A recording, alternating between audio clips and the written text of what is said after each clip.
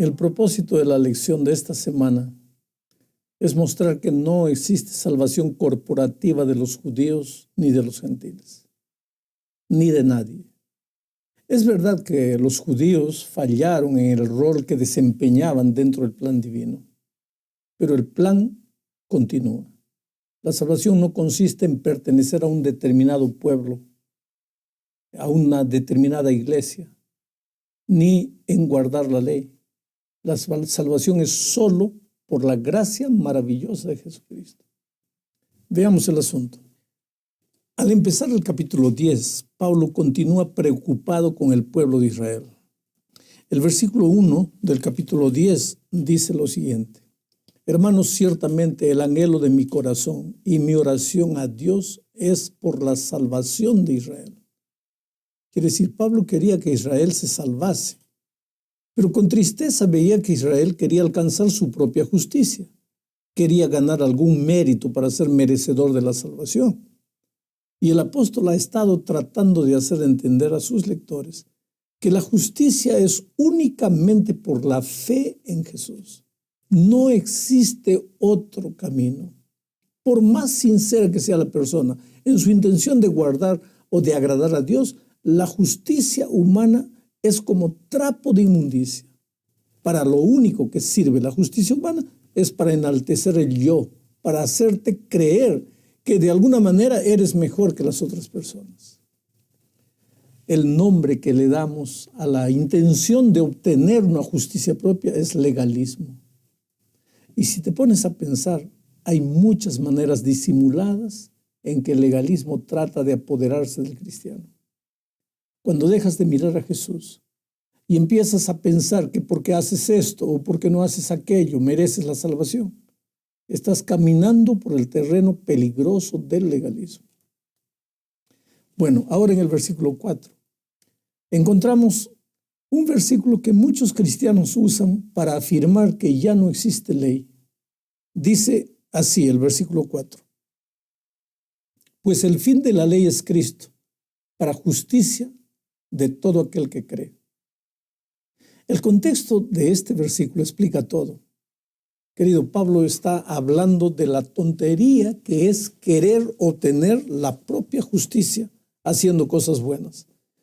Debemos buscar la justicia de Cristo, dice en el versículo 3. Y después añade, porque el fin de la ley es Cristo. Aquí el apóstol no dice que la ley acabó. La palabra fin en griego es teloes, que significa el blanco o el propósito.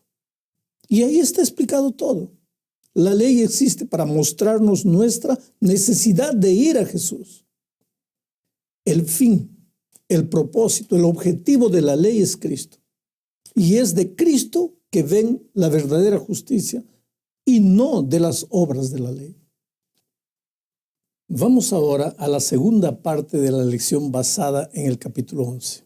Mira, el último versículo del capítulo 10 señala claramente que Israel ha rechazado a Dios y ha rechazado el evangelio de Dios. Los israelitas han rechazado a Dios. Romanos 10:21 afirma, pero acerca de Israel dice, todo el día extendí mis manos a un pueblo desobediente y rebelde. De modo que la pregunta lógica es esta: ¿ha rechazado Dios a Israel? Ya que Israel ha rechazado a Dios, ¿también ha rechazado Dios a Israel? ¿Ha desechado Dios a su pueblo? La respuesta es un firme no. Dios no lo permita. El versículo 7 del capítulo 11 dice lo siguiente: ¿qué pues? Lo que buscaba Israel no lo ha alcanzado, pero los escogidos sí lo han alcanzado, y los demás fueron endurecidos. Mira, el raciocinio de Pablo es que Israel, la gran mayoría de la nación, no ha obtenido lo que buscaba con tanto ahínco, pero los escogidos, o sea, el pequeño remanente, los que aceptaron, para quienes el amor de Cristo sí vale, esos judíos son judíos creyentes. Ellos lo obtuvieron. Los escogidos, entre comillas, del versículo 7, es equivalente al remanente, entre comillas, del versículo 5. Estas expresiones se refieren a aquellos judíos que pusieron su confianza en Cristo, que lo aceptaron. Los demás, entre comillas, se refiere al resto de los israelitas que no pertenecen al remanente creyente. En el versículo 7 encontramos las expresiones los demás, entre comillas, y Israel, entre comillas, que se refieren ambas a la gran mayoría de los israelitas que no creyeron en Cristo. ¡Qué pena! Los judíos estaban tratando de obtener la justicia de Dios, pero trataban de obtenerla por la vía equivocada, por las obras de la ley. El remanente, ese pequeño grupito que aceptó, lo obtuvo esta justicia poniendo simplemente su fe en Cristo, que es el fin de la ley para justicia a todo aquel que cree. Estos judíos fueron salvos, pero el resto de los judíos que no creyeron en Cristo fueron endurecidos, entre comillas. Ahora, este endurecimiento no es provocado por Dios. Dios solo tiene misericordia por sus hijos. Pero como ya lo vimos en la lección anterior, el mismo sol que derrite la mantequilla endurece el barro. Depende de la actitud del receptor. E Israel se endureció solo. Quedó lerdo, embotado, obtuso, insensible, sin sentido. Si alguien debió haber reconocido al Mesías, los judíos deberían haber sido los primeros. Pero ellos perdieron su sensibilidad espiritual por causa de la incredulidad. La nación judía rechazó al Mesías y aceptó toda la responsabilidad por lo que hizo. Cuando dijo de Cristo, su sangre sea sobre nosotros y sobre nuestros hijos.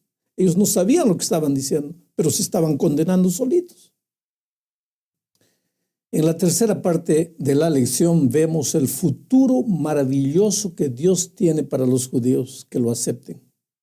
El versículo 11 dice lo siguiente: pues yo pregunto, ¿será que los israelitas al tropezar cayeron definitivamente? De ninguna manera. Al contrario, debido a su transgresión, vino la salvación a los gentiles, a fin de provocarlos a celos. Y si su transgresión es la riqueza del mundo y su defección la riqueza de los gentiles, ¿cuánto más su plena restauración? Interesante, la palabra caer en griego, patayo, significa un paso en falso, transgresión, pecado, es decir, incredulidad. La nación de Israel pecó y cayó y rechazó a Cristo, pero no fue una caída fatal. La nación no ha sido arruinada para toda la vida, quedar sin esperanza de recuperación, no. Vendrán días mejores. Los judíos que acepten a Jesús se levantarán nuevamente así de una manera maravillosa. Cuando Cristo vino la primera vez, la nación no lo recibió. Pero cuando Cristo venga por segunda vez, innúmeros judíos bendecirán a su Mesías. Justo antes de su regreso, hoy en día la nación está enceguecida, dominada por un espíritu de estupor. Pero en el futuro la nación podrá mirar. Mira lo que Zacarías 12:10 dice: y derramaré sobre la casa de David y sobre los habitantes de Jerusalén el espíritu de gracia y de súplica, y me mirarán a mí, a quien han traspasado, y se lamentarán por él como quien se lamenta por un hijo único, y llorarán por él como se llora por un primogénito. El presente rechazo será seguido por una futura admisión de miles y tal vez millones de judíos. El presente rechazo y caída de Israel es una maldición para Israel, pero es una bendición para los gentiles, porque por su transgresión vino la salvación a los gentiles. Ahora, en nuestros días, la gran mayoría de los que son miembros del cuerpo de Cristo son gentiles. Aunque claro que hay muchos judíos que también lo aceptaron. Pero Dios está llamando hoy a los gentiles de todas las naciones. Esto está ilustrado en Juan 1, 11 y 12. Los judíos no recibieron a Cristo, de modo que Dios ofrece su salvación a todo aquel que quiera recibirla. Israel cayó, pero el plan divino de salvación no acabó. Continúa con los gentiles. Y más, la conversión de los gentiles es usada por Dios para provocar celos a Israel. Quiere decir, cuando los judíos rechazaron a su Mesías, Dios tuvo en mente el bien de los gentiles y la salvación fue llevada a ellos. Y con la conversión de los gentiles hoy, Dios tiene en mente el bien de los judíos, buscando despertarlos al arrepentimiento. Ahora, teniendo esto en mente, vayamos a los versículos 25 al 27. Porque no quiero, hermanos, que ignoréis este misterio, para que no seáis arrogantes en cuanto a vosotros mismos, que ha acontecido a Israel endurecimiento en parte, hasta que haya entrado la plenitud de los gentiles. Y luego todo Israel será salvo, como está escrito, vendrá de Sión el libertador, que apartará de Jacob la impiedad, y este será mi pacto con ellos, cuando yo quite sus pecados. ¿Te diste cuenta de lo que acabamos de leer? Quiere decir que llegará un momento en la historia en que todos los judíos se salvarán. Bueno, eso es lo que dice el texto, aparentemente. Pero un versículo no puede contradecir a muchos otros que afirman el hecho de que no existe salvación corporativa. Es decir, la salvación es personal. El que acepta a Jesús será salvo, pero el que lo rechaza será condenado. Israel como nación rechazó a Jesús por ocasión de su primera venida, pero Pablo afirma que no todos lo rechazaron. Hubo un remanente que lo aceptó. Entre ellos estaban los discípulos. E inclusive muchos de ellos aún creyendo en Jesús. Otros discípulos judíos más no lograban olvidar sus tradiciones. Y esto fue lo que motivó a Pablo a escribir la epístola a los romanos. Israel cayó, es verdad. Pero esta semana estamos viendo que a pesar de eso, Dios dice que al fin de la historia, muchos judíos aceptarán a Jesús. ¿Cómo será esto? Yo no sé. Algunos creen que será durante la lluvia tardía, durante el último pregón del Evangelio a todo el mundo. Elena de White afirma que poco antes de la venida de Cristo, muchos judíos despertarán y aceptarán el Evangelio. Esto es algo grandioso, maravilloso. Finalmente, querido, llegamos al fin de la lección de esta semana. Pablo habla del amor de Dios y de su gracia salvadora, no solo por el judío, sino por todo ser humano. Primero, hablando de los judíos, dice en el versículo 28 lo siguiente. En cuanto al evangelio, son enemigos por causa de vosotros, pero en cuanto a la elección de Dios, son amados por causa de los padres. Quiere decir que los judíos se salvarán de todas maneras por causa de la elección. Vuelvo a repetir, esa enseñanza no se encuentra en la Biblia. La salvación de todos, entre comillas, es llamada de universalismo. Eso no es bíblico. Pero la verdad es que aunque el pueblo judío rechazó a Dios, Dios lo sigue amando. Dios jamás deja de amar al ser humano. Solo que el amor divino solo vale para los que lo aceptan. Si yo no lo acepto, me voy a perder, a pesar del amor de Dios por mí.